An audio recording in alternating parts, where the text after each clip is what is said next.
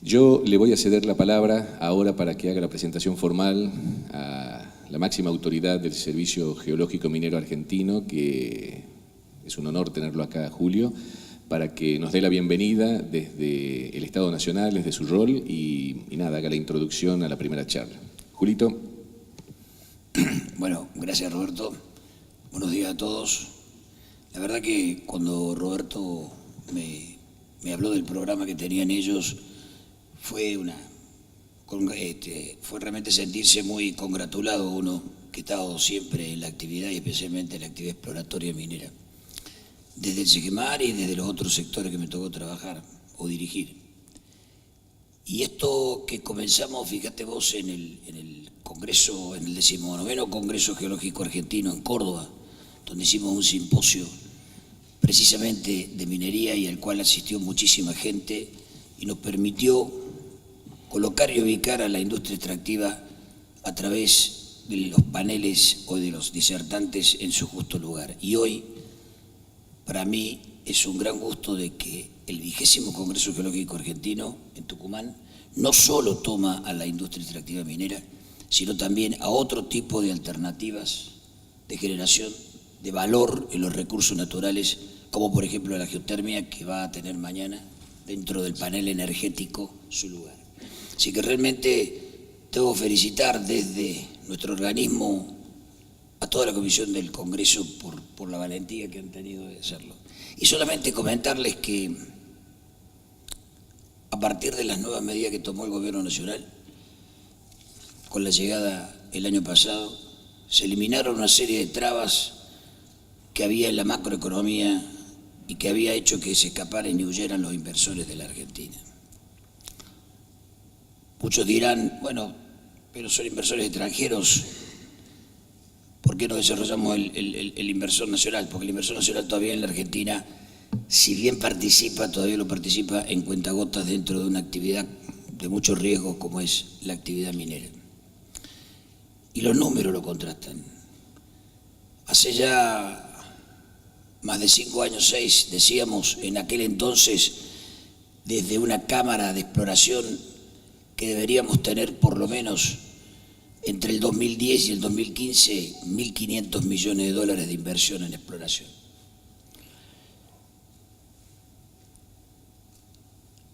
Esperábamos eso y lamentablemente estas condiciones macroeconómicas que se dieron en el país lo impidieron y perdimos como país otra gran oportunidad. Mientras Chile recibía más de 59.000 millones de dólares de inversión, con 84.000 millones de dólares de proyectos previstos, en proyectos previstos, y Perú recibía 34.000 millones de dólares, con 56.000 millones de dólares en proyectos previstos, Argentina no llegaba a los 1.500 millones de dólares de inversión en exploración y apenas a 8.000 millones de dólares con los proyectos que estaban poniéndose en marcha o a punto de ponerse en marcha.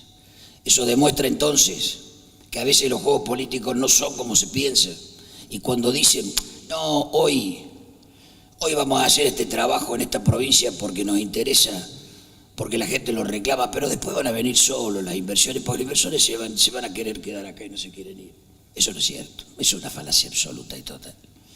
Si no se ofrecen las condiciones que debe tener un país para la inversión no llega. Y fíjense en lo que sucede, porque los números son incontrastables. A partir del año 2012, la inversión en exploración fue bajando cada vez más hasta ser cero en el año 2015. Y sin embargo, en el periodo 2015, fines del 2015, 2016 a marzo-abril, la inversión empezó a llegar.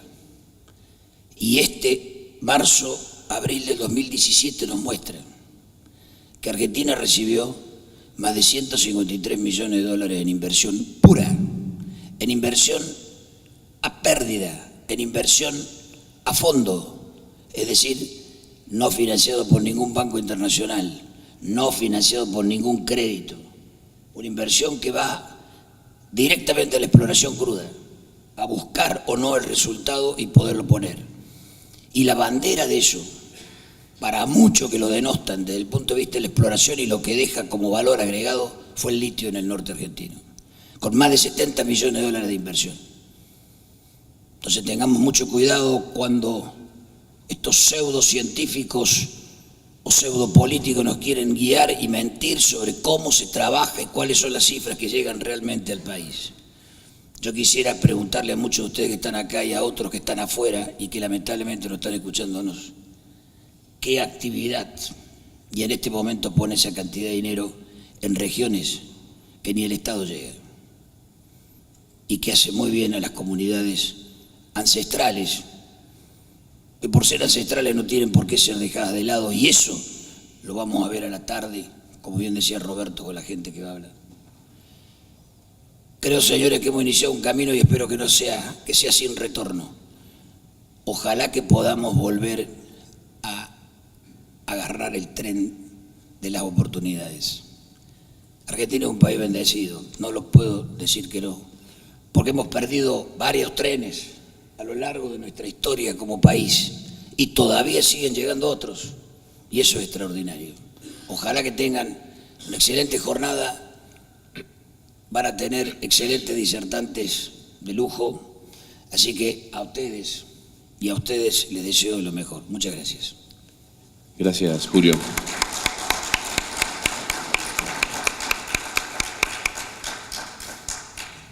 Bueno, para dar comienzo a este seminario vamos a invitar al geólogo Daniel Gonzalo, geólogo y contador público nacional, Daniel Gonzalo Jerez. Él es director nacional de promoción minera en la Secretaría de Minería de la Nación desde enero de 2016. Profesor de Geología Minera y de Evaluación Económica de Proyectos en la Universidad Nacional de La Rioja, docente de grado y posgrado invitado de la UBA, UNSAM y SPOL de Ecuador. Trabajó entre los años 1987 y 2015 en la Secretaría de Minería de Córdoba. En el ámbito público y privado ha trabajado en prospección, exploración y evaluación de yacimientos, y también en evaluación económica de proyectos. Ha publicado trabajos sobre renta minera, competitividad, tributación y efectos de la tributación en los proyectos mineros.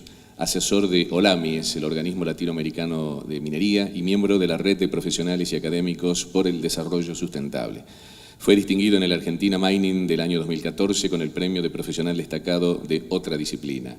Ha dictado más de 30 conferencias en ámbitos universitarios, en reuniones internacionales y nacionales de minería, Argentina Mining, NOA Mining, seminarios de OLAMI, Arminera, seminarios internacionales de litio, entre otros. Es un enorme placer para mí presentar al colega y amigo y un referente de la actividad al que deberíamos escuchar permanentemente, que nos va a contar sobre la renta minera. En pocas palabras, cómo se distribuye, cómo se genera y cómo se distribuye esa renta minera. Así que bueno, les pido que recibamos a Daniel con su presentación para abrir el seminario. Gracias.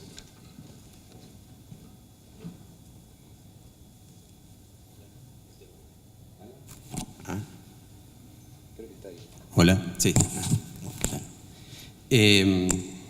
Bueno, muchas gracias, Roberto, por la invitación.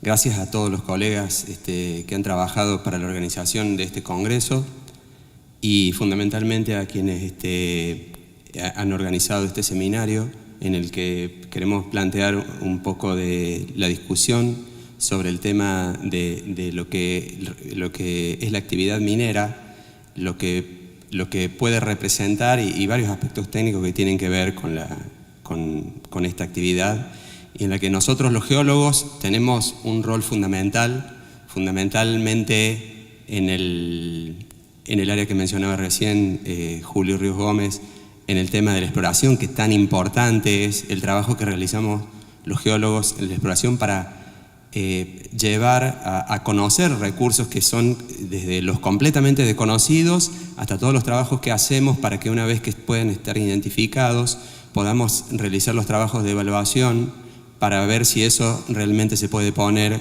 como un factor de desarrollo, de trabajo, de la economía, y que le puede mejorar las posibilidades de vida a miles de personas, que si ese recurso queda, para empezar, si queda desconocido, ni hablemos, es una cosa que no tiene sentido. Pero una vez conocido, si se puede poner en marcha a partir del trabajo que hacemos con muchos otros profesionales, pero fundamentalmente los geólogos en las primeras etapas de exploración, podemos llevar a las posibilidades de que muchos argentinos se desarrollen y tengan un mejor nivel de vida.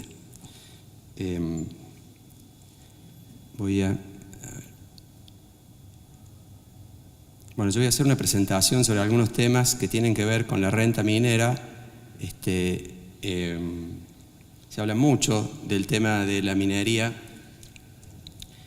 En general lo utilizan muchas personas porque la verdad que la minería es una actividad que rinde mucho en términos políticos, no importa las barbaridades que se digan, porque da mucha prensa y se invierte muy poco en publicidad porque la gente lo escucha. Y bueno, vamos a poner algunos aspectos como para tratar de demostrar un poco la importancia que si nosotros pudiéramos desarrollar en nuestro país esta actividad, cómo nos podría mejorar a todos. Para empezar, algunas frases vinculadas a la discusión sobre la renta minera. Se dice que es un negocio fabuloso la minería, que no tiene ningún tipo de riesgo y que es pura especulación. Se menciona muy seguido que no pagan ningún impuesto y que Argentina en algún sentido es un paraíso fiscal para la actividad minera porque aquí no se paga ningún tipo de impuesto y en otros países sí. También una frase que se menciona, recién Julio estábamos charlando y me decía que él volvía a escuchar este tema de las economías de enclave, que es un tema que como una muletilla que utilizan muchos de que es un ejemplo típico de economía de enclave en la actividad minera. Y algunas cosas que empezaron a discutirse mucho a partir de que se quitaron los derechos de exportación sobre los productos mineros. Eso ha generado mucha polémica y normalmente es una de las cosas que más se critica de las medidas que tomó el gobierno cuando empezó su gestión, es justamente la quita de los derechos de exportación sobre la actividad minera, porque dicen que, bueno, que a las mineras se le puede poner cualquier tipo de impuesto porque total es un negocio tan fácil y simple y que da tanto dinero que se puede seguir aumentando la carga fiscal y que eso no va a tener ninguna consecuencia, salvo que las empresas mineras van a ganar menos y el Estado va a ganar mucho más. Vamos con el tema del riesgo. La rentabilidad de una inversión no solo se mide por la renta que produce, sino por los cambios en valor de la inversión, ¿no? Esto es, no se mide, si alguien invierte en algo, no solo mide los dividendos, sino mide el cambio en el valor del activo que tiene. En términos más simples, alejándonos de las acciones, si uno, por ejemplo, compra un departamento, se puede medir la rentabilidad en función de los alquileres que eso paga o de cómo cambia el valor de la propiedad que hemos comprado. Son dos modos para medir la inversión. Si nosotros, por ejemplo, miramos la evolución de las acciones de la empresa Vale, es una de las empresas mineras más grandes del mundo, que aquí en Argentina empezó a desarrollar el proyecto de Potasio Río Colorado, pero después por los cambios que hubo en el mercado tuvo que paralizar esa operación, la construcción paralizó ya hace varios años. Entonces vamos a ver que,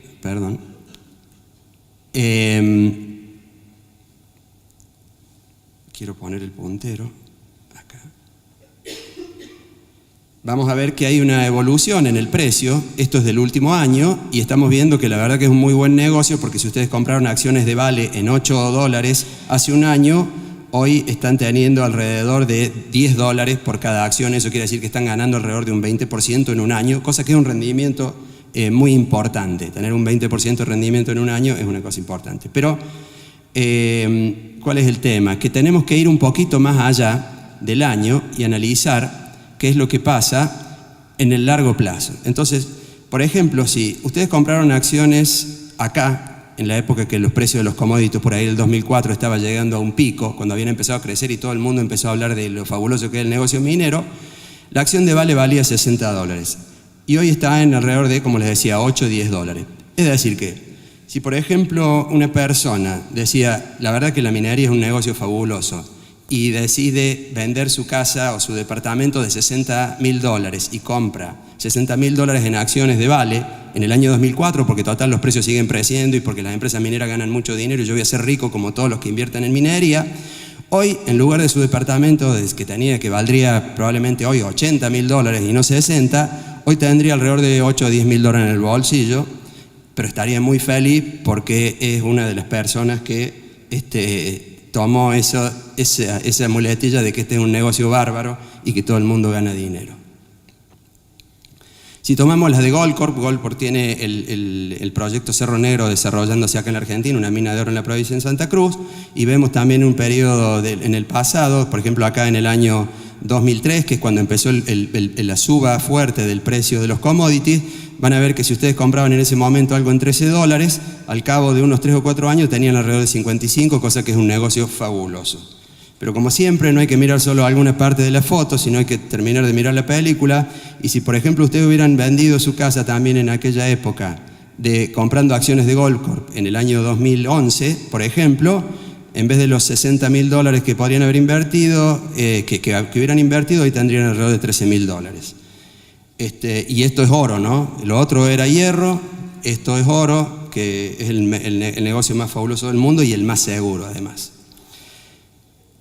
Eso para hablar de uno de los temas que le decía que este es un negocio que no tiene riesgo. Y para hablar de los otros varios temas, lo que voy a hacer es presentarles un caso. Es un caso de un proyecto de un pórfido de cobre que está tomado de un proyecto que se puede llegar a desarrollar si tenemos suerte acá en la Argentina, porque va a generar mucho trabajo y muchos impuestos. Y lo que voy a hacer es presentar el impacto económico potencial que tendría ese proyecto minero. Entonces, acá están los datos para cuáles son las herramientas que vamos a utilizar para medir, porque es muy fácil hablar de economía sin tomar ninguna herramienta ni ningún número y comparar un número que no tiene nada que ver con otro, o decir, bueno, se llevaron $300 millones de utilidad y eso parece mucho, pero todas esas cosas están relacionadas con la inversión, con el riesgo, con un montón de factores. Entonces es bueno para medir, para hablar, utilizar herramientas que sean reconocidas por todo el mundo. Y las herramientas fundamentales para medir la inversión pueden ser los resultados de la inversión, o sea, la rentabilidad, los estados de resultados anuales promedio o los flujos de fondos descontados, que es la herramienta que más se utiliza para evaluar proyectos de inversión y decidir si uno va a invertir en un negocio o lo va a hacer en otro. Estos son datos un poco duros en cuanto al proyecto sobre el cual les voy a presentar los números, pero como les digo, está tomado de un proyecto que, si tenemos la suerte, en la Argentina se podría desarrollar, si logramos que se invierta, que alguien hunda dinero en este país con el riesgo que tenemos, y está más o menos a lo que es el 80% de ese proyecto, están todos los números considerados. Les quiero destacar acá de que, bueno, he considerado como datos claves una ley de corte del 0,3%, que eso da una ley media de 0,55%, un precio de la libra de cobre de 2,75, otros costos que están ahí, las regalías del 3% sobre el valor Bocamina, el impuesto a las ganancias del 35%, los derechos de exportación 0, como son actualmente, y la tasa de impuestos sobre la distribución de dividendos 0, como es actualmente. Ese proyecto requiere para que se ponga en marcha $2.400 millones de inversión inicial y una ampliación a partir del 6º año de casi $1.500 millones más, porque es una ampliación de la mina y del concentrador. Y la tasa de descuento que utilizo para el descuento de los flujos de fondos es del 10% anual, que para el riesgo que tenemos en nuestro país es una tasa bastante benévola y baja, y eso tiene su impacto en los números que les muestro. Eso quiere decir que yo estoy tomando una tasa que es muy benévola desde el punto de vista del análisis de la inversión. Si tomara una tasa un poco más alta, estos números serían mucho más chicos y mucho más riesgo porque es mucho más riesgo para quienes invierten. Vamos con el paraíso fiscal. Se habla mucho y bueno, vamos a buscar definición. Un paraíso fiscal es un territorio o estado que se caracteriza por aplicar un régimen tributario especialmente favorable a los ciudadanos y empresas no residentes que se domicilien a efectos legales en el mismo. Aquí, en la minería, no hay ningún régimen especial para las empresas no residentes. El régimen que hay para la promoción de la actividad minera, que es la Ley de Inversiones Mineras, que establece algunos incentivos para lograr inversiones que tienen otras industrias, no solo la minera, sino en general todas las industrias que son capital intensiva, tienen los mismos beneficios quienes son residentes como los que no lo son. Típicamente esta ventaja consiste en una exención total o una reducción muy significativa en el pago de los principales impuestos. Esto no sucede con la minería. Las empresas mineras pagan, nacionales o no nacionales, los mismos impuestos que pagan todas las otras empresas.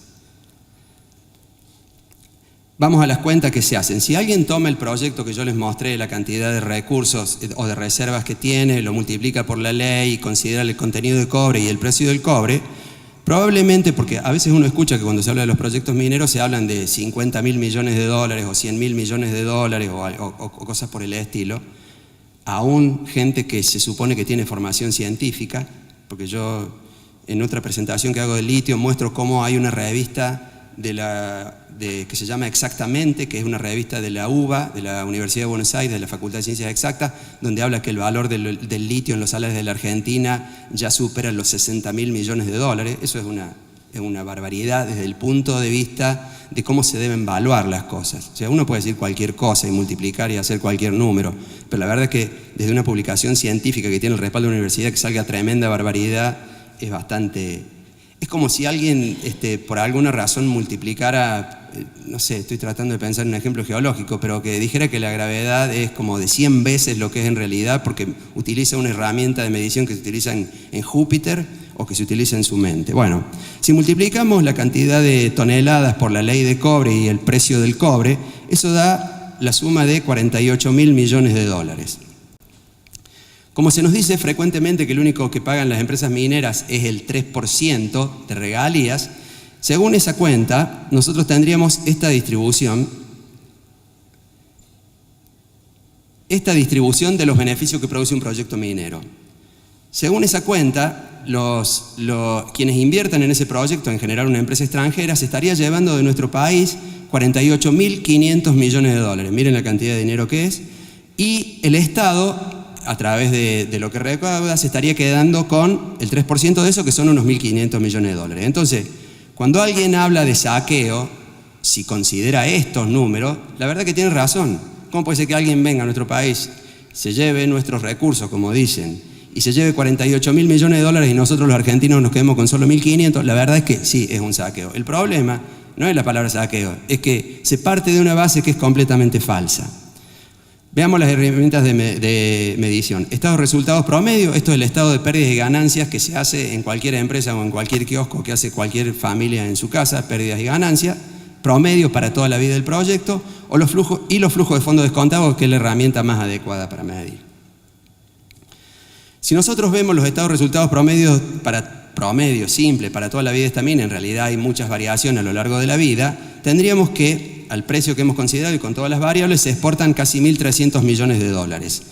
Eso tiene un costo para la producción, el procesamiento y todos los costos en general son de 600 y pico de millones de dólares. Lo que queda, que es la utilidad operativa, se reparte entre dos sujetos. Lo que se cobra a través de impuestos, que son 230 millones de dólares, y lo que llevan los accionistas, que son 370 millones de dólares. Visto así, la verdad que parece bastante bueno, pero vamos a seguir analizando.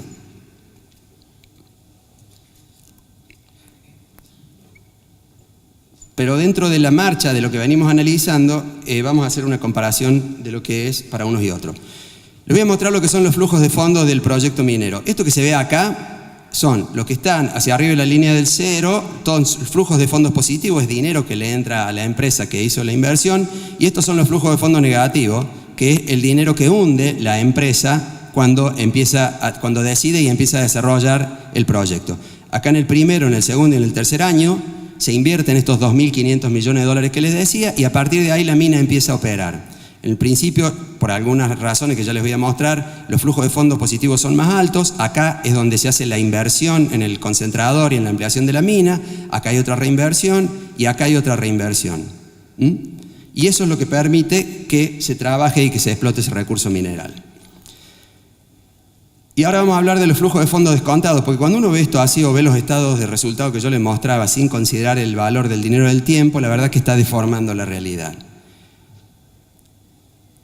¿Qué es descontar los flujos de fondos? Esto es simple, es decir, ¿vale lo mismo el dinero que yo tengo hoy acá en el bolsillo, esto, que lo que yo voy a tener dentro de un año? No, claramente no, ¿no? Porque si este dinero yo lo pongo en el banco en un plazo fijo, si no hubiera inflación, todo lo que yo desarrollo está considerando que no hubiera inflación, yo voy a tener probablemente un 6% más de dinero. Eso quiere decir que el dinero tiene un valor en el tiempo. O lo que es de otro modo, digo, por ahí viene un amigo suyo de la infancia y les pide, che, loco, ¿no me prestas $100.000? Sí, ¿cómo no? Porque me voy a comprar una casa, bárbaro. te presto los $100.000. ¿Cuándo me la devuelves? Te la devuelvo en 15 años. ¿Y cuánto me vas a devolver? $100.000. Y vos decís, bueno, la verdad que está bueno que yo te preste, pero hay algo ahí que hace ruido, ¿no? Porque en realidad el dinero que yo voy a recibir a futuro no vale lo mismo que si yo lo tuviera hoy. ¿Por qué no vale lo mismo? Porque yo hoy lo podría poner en el banco, o podría poner un negocio, o me podría ir de vacaciones, y yo voy a disfrutar hoy de algo que ni siquiera sé si voy a disfrutar dentro de 15 años, porque en una de esas no quiero o no puedo. Entonces, eso del valor del dinero del tiempo es lo que se considera todo el mundo, los inversores fundamentalmente a través de las herramientas que se utilizan, pero uno también lo utiliza de modo personal e intuitivamente de algún modo. Bueno, lo que yo les quiero mostrar es que estos flujos de fondos que están acá a lo largo de toda la vida del proyecto, si nosotros aplicamos una tasa de descuento del 10%, es decir, si consideramos que año a año yo tendría un interés que pierdo del 10%, y por no tenerlo, este flujo de fondos de acá al final, que son $381 millones, si yo quiero saber cuánto vale hoy eso, lo que vale eso, aplicando una tasa de descuento del 10%, es de $22 millones. Ese es el caso extremo porque es dentro como de 30 años, pero vemos que todos los flujos se van achicando en función de que pasa el tiempo. Y por esa razón es muy importante lo que sucede en estos primeros años de la vida del proyecto, porque esto es lo que analizan fundamentalmente quienes invierten para saber si van a invertir o no. Y les voy a mostrar otra cosa después sobre ese tema. Entonces ya sabemos lo que son los flujos de fondos descontados, y ahora lo que vamos a hacer es acumular los flujos de fondos para ver cuál es el rendimiento real neto que yo tengo. Si uno... ¿qué hice ahora? Vamos de nuevo. ¿Saben qué hice? Le presté final. ¿Y ahora? Ya viene Alan. Ahí estamos. Gracias. Perdonen. ¿Solucionado? Sí. Listo. Gracias.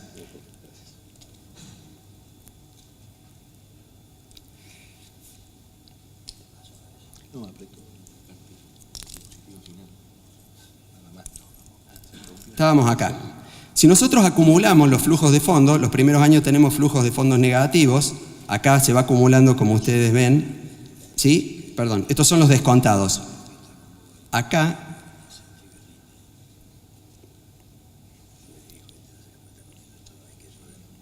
no sé qué me pasa.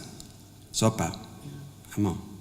Acá están acumulados los flujos de fondos, es decir, se invierte. Cuando empieza a operar la mina, se empieza a recuperar, y a partir de acá tenemos el primer flujo de fondos positivo. Esto quiere decir que quienes invirtieron en este proyecto tienen el primer retorno de dinero a partir de 1, 2, 3, 4, 5, 6, 7, casi el octavo año.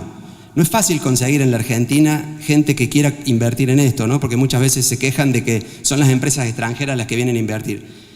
En realidad no está prohibido que los argentinos invirtamos en esto.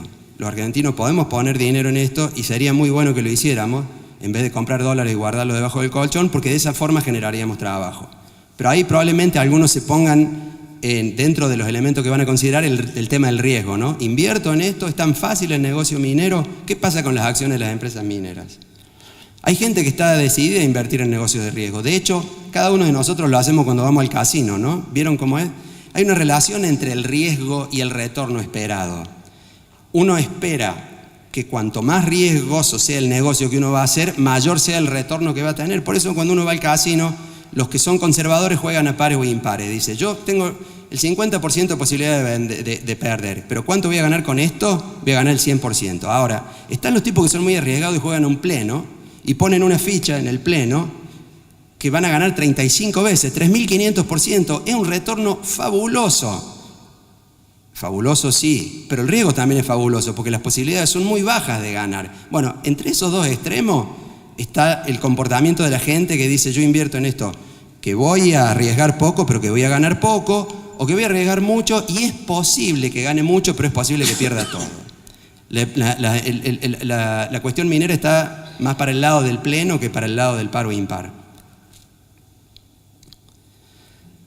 Pero analicemos qué pasa con los flujos de fondos del Estado, porque yo hasta acá les estaba mostrando lo que es el flujo de fondos de los accionistas. Si analizamos lo que pasa con el Estado, que acá está graficado a través de lo que cobra el Estado en impuestos directos de este proyecto, es lo que está en azul. Si nosotros vemos los números de esto, analizándolos como los flujos de fondos descontados, vemos que este proyecto tiene un valor actual neto para los accionistas, para quienes pusieron el dinero a la empresa minera, de 2.300 millones de dólares. Quiere decir que después de que pasen los 28 años, a dinero de hoy, medido a rendimiento de hoy, gana 2.300 millones de dólares. ¿Cuánto gana el Estado? 2.100 millones de dólares. ¿Cuánto invirtió? ¿Cuánto arriesgó el Estado? La verdad que no arriesgó nada, salvo que haya hecho un aporte de capital y sea socio de esta empresa, y ahí sí arriesgó algo. Entonces, la torta de la distribución a través de esta herramienta de los flujos de fondos descontados es que el Estado se lleva el 48% y los accionistas se llevan el 52%. Pero hay un elemento adicional que es importante para medir el tema de la recaudación, que es la recaudación indirecta. Porque el Estado, en realidad, lo que yo les muestro hasta ahora, es lo que recaudó directamente de la empresa. Pero la verdad es que los empleados que trabajan en esa empresa minera, lamentablemente tienen sueldos tan altos que van a terminar pagando el impuesto a las ganancias, ¿sí? Los proveedores también pagan impuestos, y los proveedores de los proveedores, y los proveedores de los proveedores pagan impuestos. Y hay gente que se ha dedicado a calcular cuánto es el impacto. Han calculado que está en alrededor de 1,35. Eso quiere decir que por cada peso que paga directo a la empresa minera, el Estado recauda 1,35 en impuestos. Entonces, si nosotros tenemos que los accionistas tienen un beneficio de 2.300 millones de dólares, el Estado en realidad tiene un beneficio de 2.900 millones de dólares, y la torta que tenemos, cómo se reparte la torta entre el Estado y la empresa minera, es esa. El Estado se lleva el 56% de los beneficios netos que genera ese proyecto, y los accionistas se llevan el 44% bajo los supuestos que hemos puesto hasta este momento. La verdad que es bastante distinta que esta que nos mostraban, que está en columna, la del saqueo, ¿no? Cuando nos hablaban de que el 97% se lo llevaban. Vamos a otro término que es interesante destacar: economías de enclave, porque se dice mucho que es un ejemplo típico la minería de las economías de enclave. Una economía de enclave es un modelo económico donde en un mercado globalizado se localizan actividades productivas en países subdesarrollados destinadas a la exportación y sin integrarse al mercado local. Y le marco mucho lo de sin integrarse al mercado local porque es parte de la muletilla. La verdad que cuando uno ve este gráfico, el que normalmente nos muestran, o del que nos hablan sin mostrar el gráfico, sí es una economía de enclave, porque nos dice que ¿qué genera un proyecto minero? Un proyecto minero genera 97% de beneficios para los que hicieron esa inversión o para la empresa multinacional, y solo un 3% para el Estado, y sí es un ejemplo de economía de enclave. Pero, a ver, ¿alguien se puso a pensar de que ese proyecto minero genera trabajo, que genera proveedores, encadenamiento productivo hacia arriba y hacia abajo? Pareciera que no, que eso no existe, pero la verdad es que sí existe. Este es un ejemplo de cómo fueron evolucionando las compras que realiza un proyecto minero a proveedores de bienes y servicios nacionales, y es el caso de Gualcamayo en San Juan. En el 2008, cuando todavía estaban en construcción de la mina, que había una buena componente de compras de bienes de capital importados que no se producen en el país, el 48% de lo que se compraba era en el exterior. Pero una vez que la mina empezó a producir y que además empieza esa curva de aprendizaje de los proveedores, porque al principio cuando llega un proyecto minero, por ahí las empresas piden cosas que en la Argentina no estamos capacitados o no estamos todavía formados para producirla, pero con el tiempo eso se va desarrollando, el desarrollo de proveedores, que es tan importante. Y fíjense cómo esta curva de aprendizaje muestra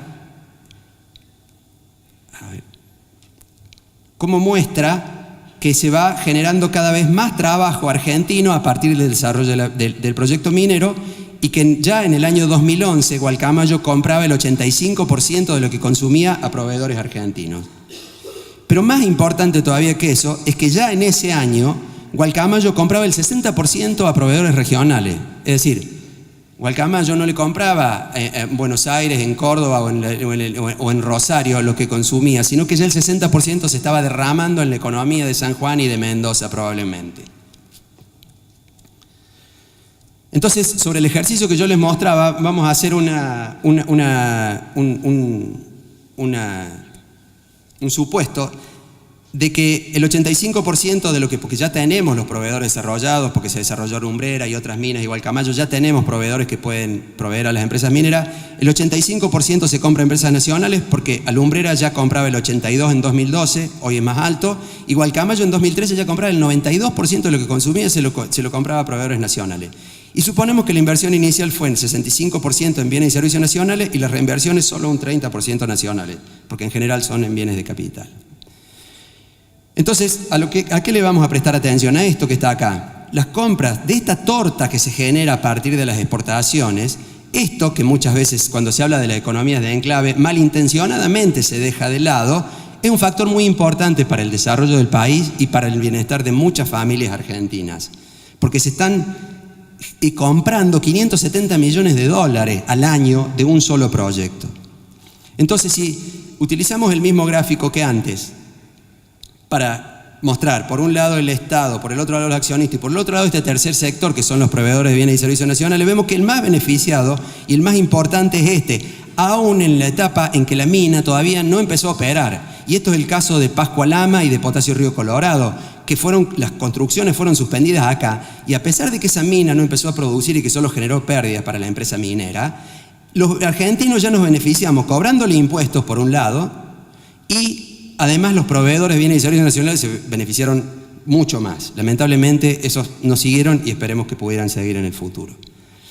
Entonces, si utilizamos la misma herramienta para hablar de las economías de enclave, vemos la importancia que tiene y el cuento que nos hacen cuando nos hablan de las economías de enclave quienes hablan mal de la minería. Fíjense el tamaño de la columna de los flujos de fondos que se destinan hacia los proveedores de bienes y servicios nacionales y a los empleados. Que si nosotros apilamos unos contra otros, lo que tenemos es que este proyecto finalmente lo que genera son 2.300 millones de dólares para quienes invirtieron y arriesgaron en eso, que bien pueden ser argentinos, bien podemos ser nosotros que compremos esas acciones y contribuyamos al desarrollo del país, o que lo hagan quienes dicen que este es un negocio bárbaro y que pongan sus ahorros y sus dineros para generar más trabajo para argentinos, porque como ustedes ven, esto genera mucho trabajo para argentinos. Y esta es la relación, ¿no? Fíjense la relación que hay entre esto y esto. Es casi acá de menos de un 30% y un poco más del 70% la relación que hay entre lo que nos beneficiamos los argentinos si ese proyecto se desarrolla. Por supuesto que si lo desarrollamos con capitales argentinos, todo esto va a quedar en el país y bienvenido sea para todos, y que quienes hablan de que este es un negocio fabuloso pongan su dinero para generar trabajo para los argentinos. Total, es tan simple y tan fácil esto. Entonces, ¿podemos hablar de economías de enclave? ¿Es justo que esta gente que habla de la minería hable de este modo tan despectivo de la minería y que de ese modo le coarte las posibilidades de desarrollo a muchos argentinos? Los geólogos que trabajan en exploración saben mucho de eso, lo que es quedarse sin trabajo por estos mitos. Hasta aquí solo consideramos un solo proyecto estático en cuanto a variable, pero no sé cómo ando con el tiempo, 10 minutos tengo. Usted tranquilo. Ah, estamos bien. Bueno, entonces vamos a ir más lento. Usted tranquilo, que queremos escucharte hasta el final. Que me hayan dado 40 minutos porque normalmente son 20 y andamos medio rápido. No, pero los tucumanos somos generosos. Muy bien. Así que vamos. Seguramente que sí.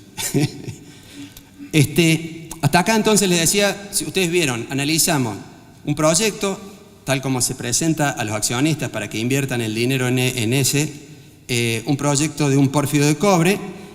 Lo consideramos de un modo estático, como que no va a cambiar en el futuro, lo consideramos de modo estático como que no va a cambiar la relación, los impuestos, ni que van a cambiar los costos, ni que van a cambiar los precios. Pues la verdad que eso es un escenario que uno se plantea porque de algún modo tiene que tomar decisiones, pero todos sabemos que todas esas variables pueden cambiar. Salvo las geológicas, y los geólogos hemos hecho un muy buen trabajo de análisis del yacimiento y hemos interpretado muy bien cómo están distribuidos las concentraciones minerales en ese proyecto, y los que estudian la geotecnia han hecho un buen estudio geotécnico y no vamos a tener problemas con la geotecnia, entonces hemos acotado el riesgo, hemos acotado ese riesgo. El problema es que hay otros riesgos que no se pueden acotar. Por ahí yo mezclo los temas, pero me salen cosas que... Ya como me dijeron que tengo más tiempo, ya me relajé y empecé a decir cualquier cosa. Tampoco tenemos hasta la noche, ¿no? Así que... Bueno, pero es lo que hacemos los geólogos. Hacemos acotamos riesgo y eso facilita las posibilidades de que logremos la inversión. La base imponible de los impuestos de la regalía. Este es un tema que les quiero decir porque tiene que ver con el tema de la renta y es importante entender que los impuestos son necesarios para que el Estado funcione, para que podamos tener servicios sociales, para que podamos tener educación pública, para que podamos tener salud pública, para que los investigadores puedan tener sus salarios para hacer las investigaciones, pero todo eso sale de los impuestos. Y los impuestos, hay millones de formas de tributar, pero yo les voy a hablar solo sobre dos extremos. Los extremos de que son los impuestos sobre la utilidad, es decir, sobre lo que uno gana, que es típicamente el impuesto a las ganancias, y otro que es el impuesto sobre las ventas, que son los derechos de exportación. Es un impuesto, se podría decir que el impuesto sobre la utilidad es el más justo de todo, porque en función de lo que uno gana le cobran el impuesto, no en función de lo que uno vende, porque no considera los costos. Y además ese impuesto se puede hacer progresivo, es decir, que cuanto más se gana, más alta es la alícuota y de ese modo es mayor la proporción que se paga, y eso es un impuesto progresivo. El impuesto sobre las ventas es un impuesto regresivo. ¿Por qué? Porque cobra lo mismo al que vende por 1.000, ¿sí? Y tiene un costo de 700, les cobra 100 pesos, por ejemplo, el 10%, le cobra lo mismo 100 pesos al que vende por 1.000 y tiene un costo solo de 100 y 900 de ganancia. Y a uno que gana 900 le cobra 100 y a uno que gana 300 le cobra 100. Pero lo peor de todo es que si alguien tiene un costo sobre esos 1.000 de, por ejemplo, 950, solo tiene 50 de ganancia, le sigue cobrando 100. Y entonces ya empieza a tener pérdida, aun cuando de algún modo debería tener una ganancia. ¿Y qué es lo que pasa? Eso produce el cierre, la quiebra. Entonces, y otro concepto que es importante destacar es lo que es el margen operativo, porque hay el margen operativo de algún modo es la ganancia imponible. ¿Qué es el margen operativo en un proyecto minero? Es las ventas menos los costos, considerados en términos de porcentaje. Es decir, si yo vendo por 1.000 y tengo costos de 700, me queda 300 de utilidad operativa antes de impuestos. 300 sobre 1.000 es 30%. Eso quiere decir que yo tengo un margen operativo del 30%. Hay algunos esquemas de tributación que consideran los impuestos específicos a la actividad minera o las regalías sobre el margen operativo y de ese modo establecen una escala de alícuotas progresivas. Ese es un impuesto progresivo y que alienta la inversión y que disminuye el riesgo.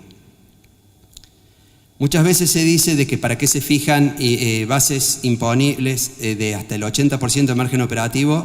Algunos dicen porque nadie va a tener un 80% de ganancia. Y otros dicen porque sí, las mineras está bien, porque las mineras siempre tienen el 80 y el 90 y el 95% de ganancia y está bien ponerlo. Vamos a hacer un análisis de la realidad para que no hablemos en el aire sobre lo que son los márgenes operativos de las empresas mineras. Y para eso, ustedes saben que hay dos variables que, saben, les estaba diciendo, hay dos variables, algunos lo saben, otros por ahí no lo analizaron todavía, hay dos variables que inciden sobre el margen operativo. El precio, que es lo que está vinculado a las ventas, y por el otro lado los costos, que es lo que les decía recién. Si nosotros solo analizamos el tema de los precios, que esto es lo que provocó un poco que todo el mundo dirigiera la mirada sobre la minería y sobre muchas otras actividades, que a partir del año 2003 empezaron a tener lo que se llamó el superciclo de precios, es decir, los precios de los commodities primarios a nivel internacional, fundamentalmente traccionado por la demanda china, empezaron a tener un aumento muy importante y casi que no tenía antecedentes a niveles históricos próximos. Entonces, cuando uno analiza la evolución del precio del cobre, la libra de cobre, que venía alrededor de 1, 1,3, 1,2, 1,4, empezó a subir y llegó en casi 3 años a casi 4. Vino la crisis de la subprime a nivel mundial, eso retrajo la economía, bajó los precios, pero después volvió a subir y llegó a 4.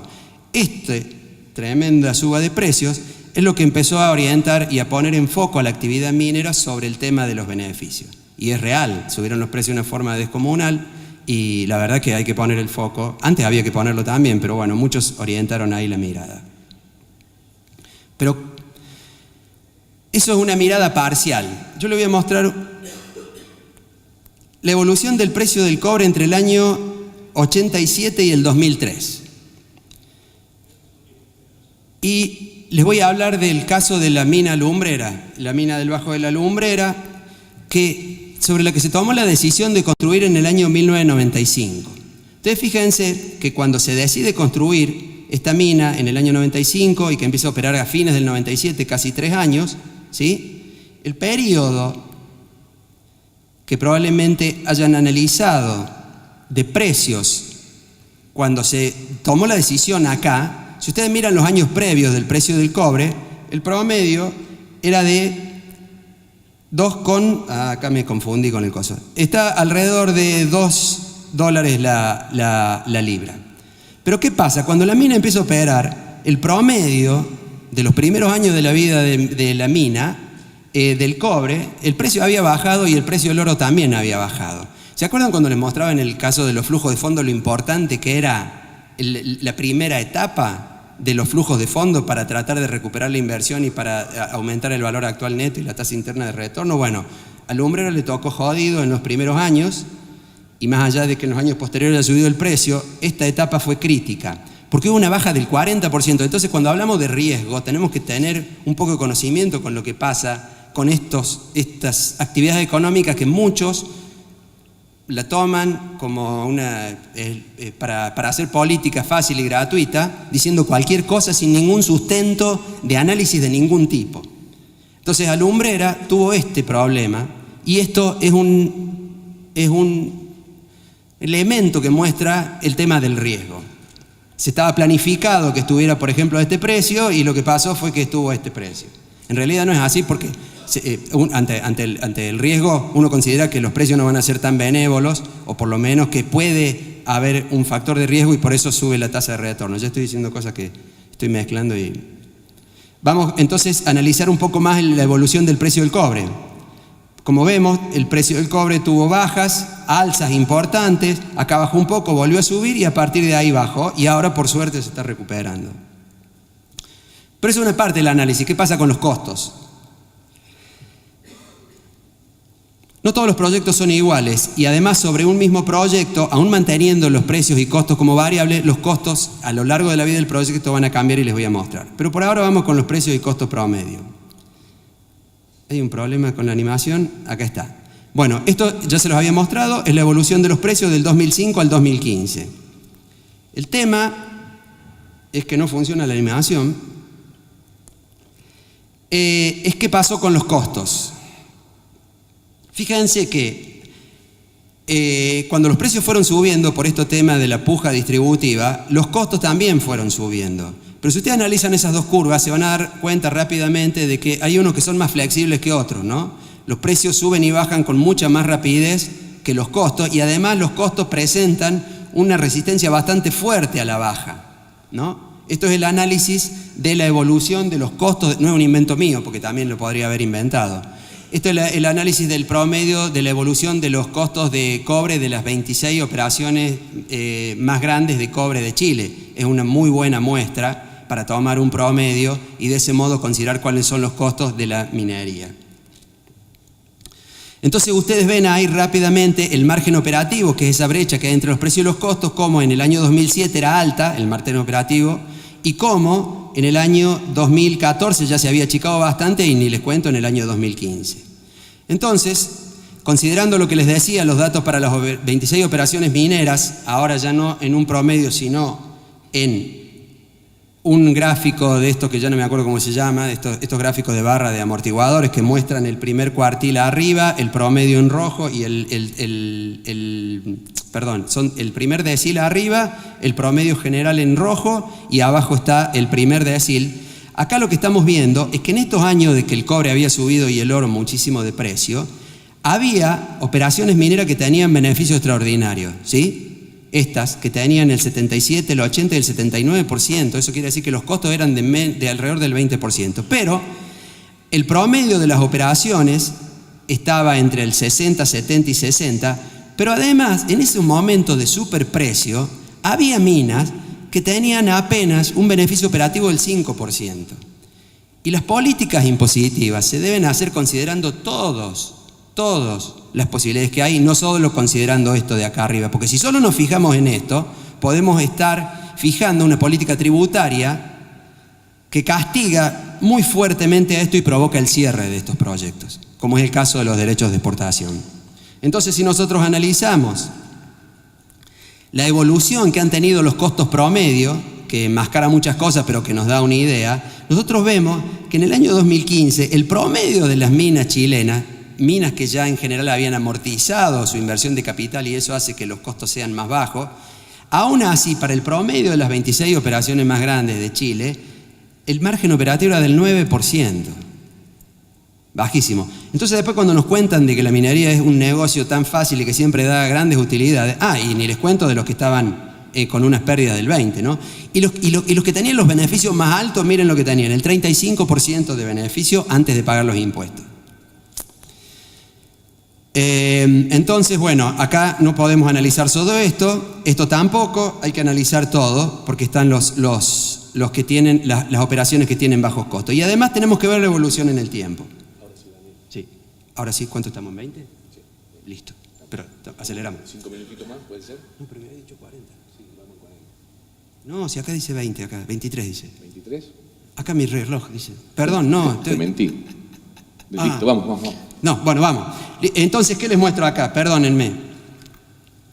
¿Qué es esto? Ahora no analizamos un montón de minas, sino el proyecto que yo les mostraba recién. En este proyecto, los costos también van aumentando. ¿Por qué? Porque estas son las leyes promedio que se van a mandar al concentrador a lo largo de la vida de esta mina. Acá tenemos leyes de cobre del 1%, pero al final de la vida tenemos leyes que son del 32% de cobre. Y eso tiene una incidencia directa en el margen operativo. Si ustedes ven la correlación que hay en este gráfico que les muestro abajo entre las leyes medias y los márgenes operativos, se van a dar cuenta que al principio esta mina, si no cambian precios y costos, está trabajando con un margen operativo del 60, pero acá hay años donde está trabajando con el 16, aún sin que haya cambios en los precios ni en los costos. Entonces, todas esas vicisitudes hay que considerarlas, porque, por ejemplo, esta mina, lo que les muestro acá, es que durante esta etapa de vida tiene un margen operativo del 47%, pero en los últimos años de la vida el margen operativo es del 24%. Vamos a hablar de la renta, la quita de retención y la competitividad impositiva. Porque la quita de retención es una de las medidas más criticadas por cualquier tipo de político que quiere decir cosas para criticar, y la verdad es que la quita de retenciones fue fundamental para el desarrollo de la minería y es fundamental para el trabajo de los argentinos. Esto es un comparativo de cuáles son los valores actuales netos para los accionistas. Acá, en Argentina, según el esquema actual, acá en Chile y en Perú. Como vemos, con la quitando las retenciones, la rentabilidad que tenemos hoy en Argentina es similar a la que tiene un proyecto en Chile y en Perú. ¿Eso qué significa? Que si ofrecemos condiciones para la inversión, más allá de las cuestiones económico-impositivas, estamos en un marco de competencia, podemos lograr captar las inversiones. ¿Qué es lo que pasa cuando ponemos derechos de exportación sobre esto? El valor actual neto, el beneficio que tiene ese proyecto en Chile es de 2.100 millones de dólares, mientras que en Argentina es de 1.300 millones de dólares. Eso quiere decir que ya desde el comienzo estamos con un problema de competitividad. Ni hablar si consideramos un margen operativo del 20%. Cuando hablamos de un proyecto que tiene un margen operativo promedio del 20%, con el esquema actual seguimos siendo competitivos porque tenemos un esquema impositivo parecido al que tienen Chile y Perú, que son nuestros principales competidores. Pero si a ese proyecto con un margen del 20% le ponemos los derechos de exportación, que es lo que teníamos antes, lo que sucede es que de los casi 900 millones de dólares que tiene el valor actual neto ese proyecto en Chile, acá en la Argentina baja 100. Eso quiere decir que se pierde el 90% del beneficio el posible inversor. ¿Y qué es lo que va a hacer el posible inversor? Va a decir, la verdad que si tengo para invertir en Chile o en Perú, ¿para qué voy a invertir en un lugar donde me van a sacar casi el 90% del beneficio en nombre de un impuesto que han creado? Eso lo voy a pasar y vamos a ir ahora a analizar lo mismo, pero con un margen operativo del 10. ¿Se acuerdan que el promedio para todas las minas chilenas era del 9 en el año 2015? Con el margen operativo del 10 está complicado en todos los países, pero estamos todos iguales, Chile, Perú y Argentina. ¿Qué pasa si a eso le ponemos los derechos de exportación que teníamos antes? El resultado es que eso tiene un valor actual neto negativo, es decir, ese proyecto provoca pérdida. Entonces, ¿qué es lo que estamos haciendo con este esquema impositivo? A los proyectos marginales, los proyectos que tienen menor ley o que tienen más necesidad de inversión en infraestructura o a los que tienen mayores costos, los estamos dejando fuera, directamente por una medida que se supone que favorece la recaudación tributaria. Y para dar un ejemplo, ustedes saben que cuando se quitaron, bueno, por ahí algunos lo saben y otros no, cuando la mina lumbrera estaba planificada que, según el esquema que teníamos antes de la quita de los derechos de exportación, iba a cerrar en abril del 2017. O sea, hoy ya estaría cerrada la mina lumbrera. Cuando se quitan los derechos de exportación y sobre la distribución de dividendos, que eran del 10%, se reformula el proyecto alumbrera porque eso cambia las condiciones económicas y a los meses, después de que analizaron todo, dijeron, bueno, esto prolonga la vida de la mina 20 meses. Y uno dice, bueno, 20 meses no es mucho, le tenemos que cobrar los derechos de exportación porque al final les estamos dando plata a la lumbrera porque le quitamos los derechos y ellos solo alargan 20 meses. Pero a los 20 meses estamos hablando de la cuestión marginal de una mina. En realidad cambian las leyes de corte en todas las minas y todas aprovechan más los recursos. Y este es un caso fundamental. ¿Por qué? Porque lo que hubieran significado de derechos de exportación que se iban a cobrar por los 17 meses restantes que quedaban de vida de la lumbrera eran 43 millones de dólares. O sea, el fisco argentino perdió 43 millones de dólares por no cobrar derechos de exportación. Pero, como la mina opera durante 20 meses más, en realidad ya en compras de bienes y servicios e insumos nacionales se adicionan 255 millones de dólares. En salarios, aportes y contribuciones se pagan 50 millones de dólares más. En regalías se pagan 20 millones. En otros impuestos y aportes 16. En impuestos a las ganancias se pagan 90. Y en utilidades a yacimientos mineros de agua de Dionisio se pagan 90. Eso quiere decir que el efecto neto tan criticado de que le regalan las plata a las mineras y quitándole los derechos de exportación es que se les dieron 43 millones de dólares. ¿Saben lo que ganamos los argentinos con esa decisión? Ganamos 500 millones de dólares y no solo eso, lo que ganamos son 20 meses de trabajo para casi 2.400 empleos directos muy bien remunerados y para probablemente unos 6.000 o 7.000 empleos indirectos. Y esas medidas critican tan livianamente los políticos cuando hablan de la quita de retenciones. Vamos a una cosa que les quiero mostrar porque muchas veces se sobrevalúa el tema, la palabra de recurso no renovable cuando hablamos de minería. Dicen, no, porque son recursos no renovables, entonces le tenemos que cobrar un impuesto especial porque, miren, como dice Capello, hasta ahora no se ha extinguido ninguna especie mineral, creo, de que podamos explotar. Mientras tanto, los recursos renovables, que son las especies vivas, ya tenemos una historia de que se han extinguido no sé cuánto. La verdad es que hay recursos minerales abundantísimos en nuestro planeta y entre el trabajo que hacemos, 3 sectores. Los geólogos explorando para encontrar nuevos recursos. Los investigadores que investigan tecnología para que esos nuevos recursos que son por ahí de menor ley puedan ser incorporados al circuito económico bajando los costos para beneficio, y los que ponen la guita para la investigación, para que los geólogos encontremos nuevos y para que los investigadores investiguen nuevas tecnologías. Esos 3 hacen que la paradoja de los recursos no renovables, que en principio diría que cada vez tenemos menos recursos, en realidad sea un gran cuento. ¿Por qué?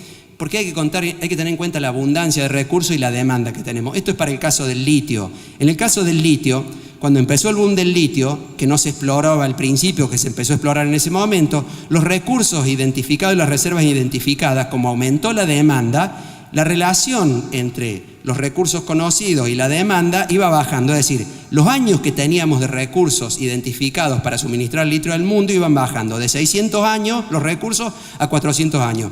Pero después, cuando se pone en marcha esto, de que alguien pone guita para investigar, alguien pone guita alguien pone talento para buscar soluciones y alguien pone talento para encontrar nuevos recursos, es que le resulta que ahora, en lugar de tener cada vez menos recursos de litio, en el mundo tenemos más recursos de litio. Hoy tenemos en el mundo recursos para abastecer a la humanidad por 1500 años. Y nos hablan de que hay que hacer la OPEP del litio, de que no sé cuántas mentiras nos hablan del litio. La oportunidad es hoy. Desarrollemos hoy los recursos de litio que tenemos, porque si no los están desarrollando en otros países y nos vamos a quedar sin trabajo. Cambio la ley de corte. Voy a tomar el caso del margen operativo porque les quiero mostrar esto. Si nosotros en un proyecto que tiene un margen operativo del 25% le ponemos retenciones, lo que estamos haciendo es perder competitividad.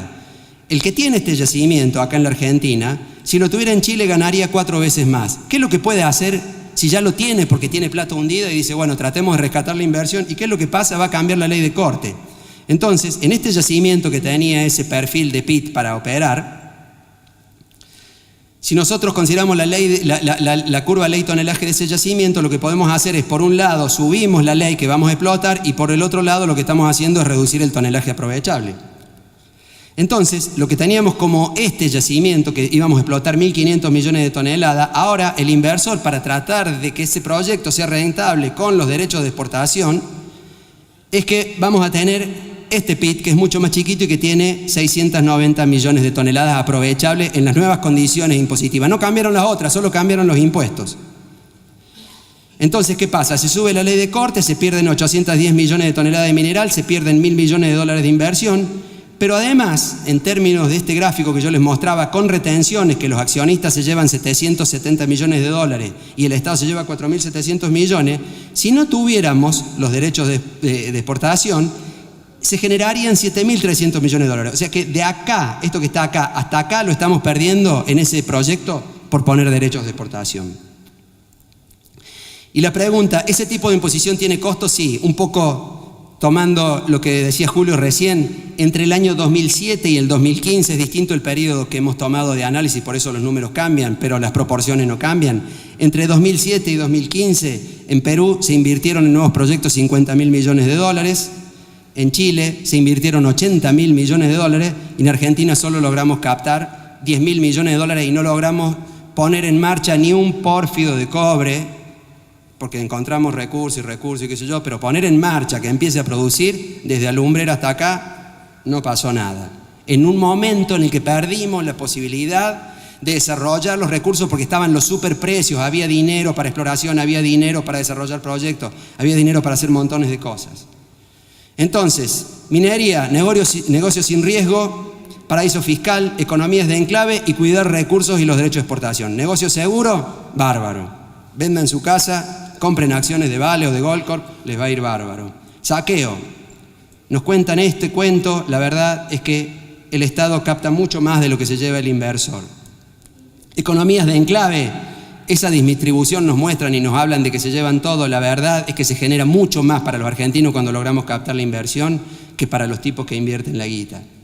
Y ojalá fueran argentinos los que invierten la guita, así se queda todo acá. Y el cuidado de recursos, los derechos de exportación. Esto es lo que logramos, achicar, dejamos recursos económicos fuera de la economía y dejamos argentinos sin trabajo y desaprovechamos los recursos con una estructura impositiva que es regresiva. Finalmente, si logramos radicar 2.400 millones de dólares de inversión, si logramos radicar, si creamos las condiciones, estamos generando para los argentinos 6.750 millones de dólares, 30 años de trabajo para todos los que trabajarían en ese proyecto, que serían como 2.500 personas de modo directo y como 7.000 de modo indirecto. Todo eso si logramos los 2.400 millones de dólares.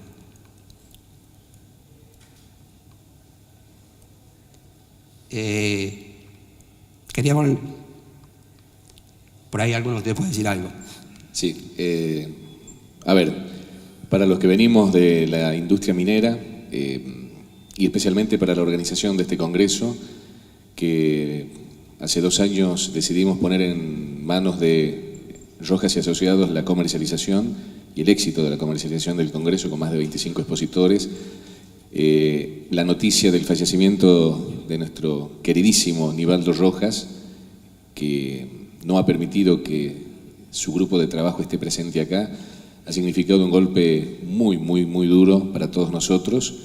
Y probablemente lo que Daniel quiere decir, disculpa Daniel que no puede seguir hablando, es simplemente agradecerle a Nivaldo el haberse hecho tan argentino habiendo sido chileno, haber aportado tanto a nuestra industria, haber luchado tanto, y probablemente lo que Daniel quiere decir, y si lo vas a decir si ya puedes, es dedicarle esta contundencia de los datos, esta contundencia de la realidad, este contraste con lo que escuchamos, dedicárselo a nuestro entrañable amigo Nivaldo Rojas, que hace pocos días nos ha abandonado. El mejor y el mayor de los homenajes desde este simposio de industrias extractivas para él, y el saludo fraternal, cordial y el recuerdo permanente para toda su familia. Daniel, no sé si te ayudé. Sí, muchísimas gracias. Bueno, gracias.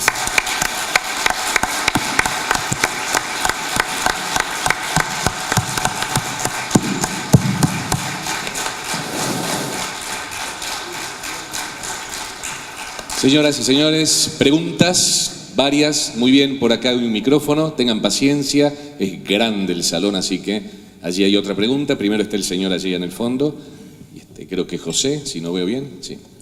Adelante, a ver, ¿se escucha? Alan. Un poquito de paciencia hasta que demos el aire, ¿sí? Alan, a ver ese micrófono. Ahora sí. Bueno. Mi pregunta es sobre Agua Rica. ¿Cuál es la perspectiva que tiene en estos momentos el proyecto de Agua Rica, que cierra Lumbrera, está muy próximo, tiene un avance de estudios intenso? ¿Cuál es el paso siguiente de Agua Rica? La verdad que no es un tema que yo conozca directamente. Creo que entre algunas hay que crear las condiciones para lograr que se ponga en marcha. Gracias. Acá tenemos una pregunta del señor, acá adelante. ¿Alguien más haya levantado la mano si lo vamos explicando? Para saber, ¿alguien más? ¿Alguna duda? Si no, sería la última pregunta para Daniel. Bueno, les agradezco la posibilidad que me dan de poder hablar sobre este tema, porque yo soy un nuevo en esto, pero lamentablemente no he tenido la información de que a todos los ciudadanos de la provincia nos pasa lo mismo. Yo me refiero a lo que ustedes están hablando de litio específicamente. Allá por el año 2013, yo tenía un diputado nacional por Tucumán, amigo, que me pasó mucha información sobre este tema. Algo muy importante para los argentinos, que lamentablemente en el interior del país estamos desinformados. ¿Por qué? Porque voy a ser claro, ¿no? Y soy cruel en decirlo, pero voy a decir, hay una mafia periodística en el país donde cada provincia solamente tiene un solo periódico. Tucumán, La Gaceta; Santiago, El Liberal; Córdoba, algo del interior; Salta, el Tribuno. Y en Tucumán habían 2 diarios: La Gaceta, que sigue estando porque bueno, tiene su tradición, y existía el periódico. Anoche habló un sobrino de Yarlora en la televisión, no sé si lo vieron ustedes, que es el vicegobernador de Córdoba, candidato a diputado nacional, y ahí dije, voy a ir al Congreso, quiero ver de qué se trata esto. Porque al periódico de Tucumán, que lo manejaba Yarlora, el nene Yarlora, un gran amigo para quien trabajé cuando era joven, le decía yo que yo quería escribir sobre... Disculpe, necesitamos una pregunta concreta, por favor. Bueno, estamos muy corto de tiempo, así que, por favor, ¿cuál es la pregunta? Está bien, la pregunta concreta es: yo escribí una carta, si quieres te la dejo, donde lamentablemente la jefa de redacción de La Gaceta... Dígame la pregunta, por favor, la pregunta, no la historia de la pregunta, porque si no... ¿Qué pasa, señor? Que si usted no me escucha, no va a entender por qué digo esto.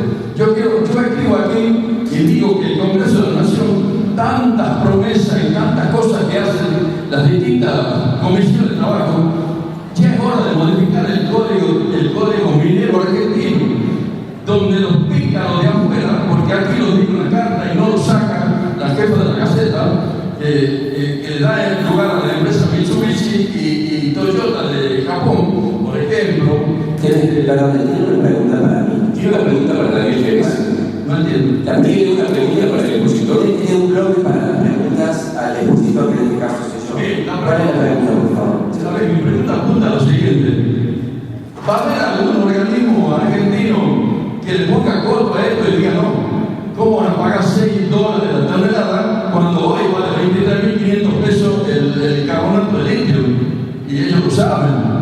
Entonces, ¿sabe qué? Aquí acuso al gobernador de Jujuy, entonces, Eso que está diciendo usted, perdón, eso que está diciendo usted que le pagan $6, no sé qué cosa, es una falacia. Eso no es correcto, no es real, y lo invito. Nosotros en el espacio del Ministerio de Energía y Minería de la Nación, usted va a encontrar en la página de la Subsecretaría de Desarrollo Minero, va a encontrar 2 informes sobre el tema del litio. Les pido que los lea para que vea cómo es el contexto internacional sobre el tema del litio, para que vea de que hoy, en donde se están poniendo proyectos en marcha, en este momento, en el mundo, y están entrando en un mercado que es pequeño y no permite el acceso a muchos jugadores, en Australia y en Canadá. Mientras tanto, acá en Argentina, solo uno ahora se está construyendo, pero no lo logramos. Si se dicen ese tipo de cosas que crean un exceso de expectativas sobre el litio, pensando que esto es la Arabia Saudita del litio, que vale mucho más de lo que vale, porque eso que dice usted que vale $23.000 no es cierto, solo vale para las empresas que compran litio cuando están apuradas porque no tienen stock, pero los contratos a largo plazo, los precios están en el orden de $10.000, si es el grado de batería, que para llegar al grado de batería hay que trabajar mucho más que para producir el grado técnico, que es el que hasta ahora entiendo que estamos produciendo acá. Entonces, digo, para hablar de esas cosas es muy bueno analizar todo el contexto y todo lo que hay sobre el litio para después sí hacer propuestas propositivas sobre bases reales. Creo que, bueno, también reconozco su autoridad para hablar sobre esto, por eso tengo que informarme. Bien. Pero eso le quiero decir algo. Sí. En ustedes está, que integran estas comisiones, que le digan a los señores legisladores, diputados y senadores de la Nación, que modifiquen el código que no nos roben los sinvergüenza de afuera. No nos roben los sinvergüenza de afuera. Yo le acabo de mostrar un gráfico. A ver, yo le quiero decir una cosa. Si nosotros nos ponemos en la postura de decir vamos a cuidar los recursos del litio para el futuro y eso lo que vamos a lograr es que nada se ponga en marcha, porque le quiero decir una cosa.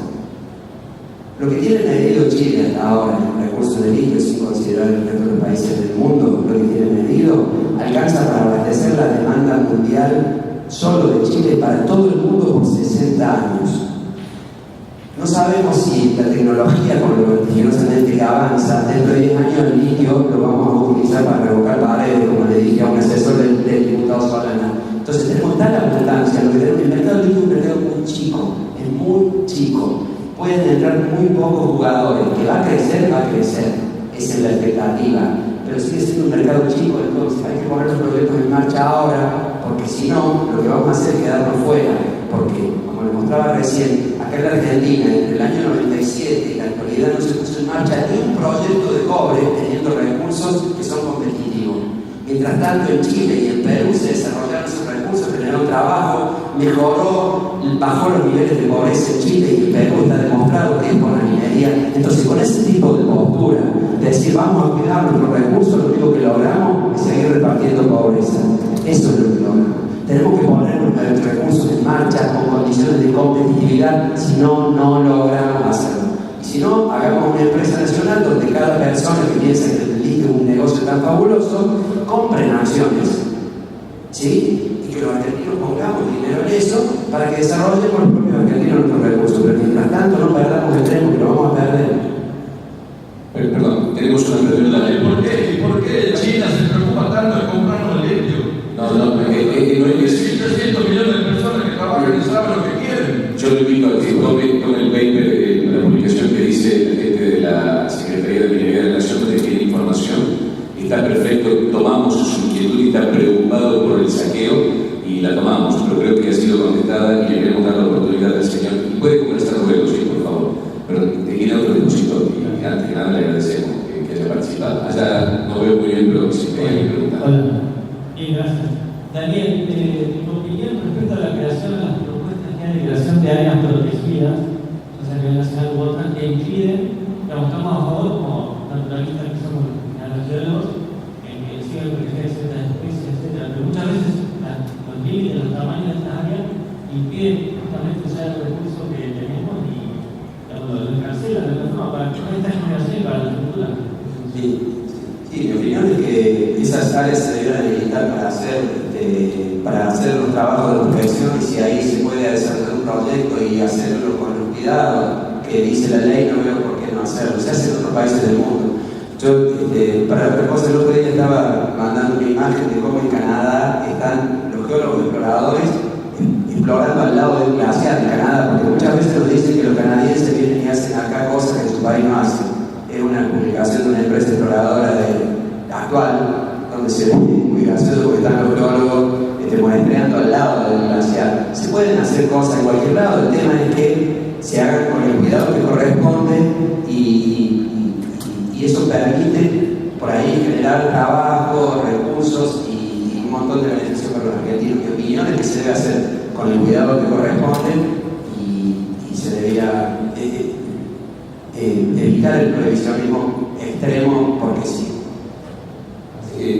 ¿Alguna otra pregunta? ¿Alguna otra pregunta? Hay gente, sí, hay por acá, les voy comentando, hay gente que está participando del Instituto de Ecología Regional que se está incorporando también a esta nueva lectura de la actividad minera. Lo bueno de este seminario va a ser que podamos compartir visiones y que podamos sumar sumar, como decía Daniel, investigación y ciencia aplicada, como decía Julio, y sacar los mejores proyectos para Argentina, los más cuidados y los mejores, los más rentables. Así que le damos la palabra al colega. Sí, el tema es que también por ejemplo, yo soy de Mendoza, la minería prácticamente, pero del lado de Chile yo sé que está bien independiente, por ejemplo, una de las del mundo que tiene 3.000 kilómetros de galería, y al lado hay viñedos, con viñedos con los vinos mejores del mundo, los compran todo el mundo, y no hay ningún tipo de contaminación, por lo que yo he escuchado en Chile, o sea, no tienen problema. O sea, ¿qué tecnología aplica Chile que no aplicamos nosotros, que decimos que contaminamos todo? Y así es el norte de Chile, siguen teniendo minas, Camargo y todo. Yo conozco, ellos no contaminan y nosotros sí, dirían que estamos ahí en Cordillera, que tenemos agua, digamos, o sea, pongamos nosotros a controlar bien la actividad minera y abramos todos los yacimientos que están incluso al lado de la ciudad, como Sierra Pintada, que está al lado de San Rafael, que nadie la quiere abrir porque dicen que el uranio contamina y que la gente se muere de cáncer ahí por el uranio, que no tiene nada que ver. O sea, hay que cambiar un poco la mentalidad de la gente. Daniel, hay gente de la Comisión Nacional de Energía Atómica y va a haber una charla y específicamente también en algún momento que comentar eso desde datos técnicos, así que quédense tranquilos, también hay gente de la Comisión Nacional de Energía Atómica, ¿no? Para hablar específicamente de ese tema que plantea, ¿no? Daniel, ¿iba a decir algo? No, de que si se puede hacer minería, el ejemplo chileno es claro, como lo decís, yo te diría que acá no se contamina, ¿no? O sea, hasta ahora se multiplica y se magnifica lo que sucedió, por ejemplo, en el Adero, pero la verdad es que no hubo contaminación, se ha deformado todo, se toman los valores naturales del río como que fuera contaminación cuando son valores naturales que están demostrados hace 80 años. Dos incidentes que hubo dentro del Atlantic que nunca salieron de afuera, de los cuales hay cientos por día en las regiones industriales de Córdoba, de Rosario y de Buenos Aires, de las que no se dice nada, que son mucho más graves que lo que pasó, se han hipermagnificado. La verdad es que no contamina la minería, sino que demuestren algo fehaciente que se ha contaminado. El hombre está monitoreado, el Adero está monitoreado, todos los proyectos grandes están monitoreados, inclusive monitoreo participativo. Lo que pasa es que se deforma mucho la realidad. Y yendo a lo que vos decís de la mina del Teniente es gigantesca y subterránea. Yo les invito a que miren en las imágenes de Google Earth la imagen de Big Grand Canyon, una mina de cobre que tiene más de 100 años en Estados Unidos y que está a 15 kilómetros de la capital del estado de Salt Lake City, del estado de Utah. No sé, se ve la mancha urbana de esa. Y hay una mina que es casi 8 veces el volumen de lo que es la lumbrera, que hace 110 años que se explota. Entonces, se puede hacer. De hecho, acá la gente que vive cerca de la lumbrera no tiene los problemas que se dicen. Hay mucha deformación de lo que pasa. Se adjudica. A ver, por favor, te van a acercar el micrófono, por favor, si lo podemos escuchar. En Sudáfrica, Johannesburgo está en el medio de escombreras divinas. O sea, vos andás por Johannesburgo y ves las escombreras que están relavando y trabajando y viven ahí. O sea, hay algún problema. A ver, disculpe, tenemos que cortar acá. Vamos, tengo algún espíritu docente, vamos a hacer una síntesis mientras vamos invitando al doctor Guadalupe que se vaya preparando para su charla, lo que continúa, y una pequeña síntesis. Entonces, renta minera, Daniel Jerez, especialista, geólogo contador, el Estado es probablemente el que mayor se beneficia dentro del proyecto minero de la distribución de la renta. Los marcos impositivos deben ser modificados de manera racional de tal forma de incentivar las inversiones. O sea, otro tema es que los argentinos podemos invertir, pero ha mostrado claramente cuáles son los ciclos, cuáles son las rentabilidades, los retornos de distintos lugares y ojalá yo comparto con Daniel que podemos invertir los argentinos y bueno, lo podamos hacer. Y lo bueno es que vamos a ir formando esto, pero también de este lado, los que venimos del sector tenemos que comenzar a entender que hay genuinas preocupaciones en la comunidad, genuinas preocupaciones en la sociedad por el tema de la explotación y la extracción de los recursos naturales. Y justamente lo vamos a tratar de ir avanzando durante el día, a ver si vamos conociendo un poquito más. Así que recogemos la preocupación, pero le vamos a ir poniendo datos técnicos y trabajo concreto para ver si al final de la jornada nos llevamos a algo. No sé si es la síntesis de tu charla. Daniel, pero bueno, sí, está bien, más o menos. Dijiste lo único, pero lo único que agrego es que el Estado se beneficia, pero mucho más importante que el beneficio que recibe el Estado es lo que reciben los empleados, los proveedores, y la generación de encadenamiento productivo que si desarrollamos el sector podemos desarrollar un montón de empresas que rodean, inclusive formar la plataforma para empezar a exportar servicios mineros. Muchísimas gracias. Le agradecemos entonces a Daniel Pérez con un aplauso.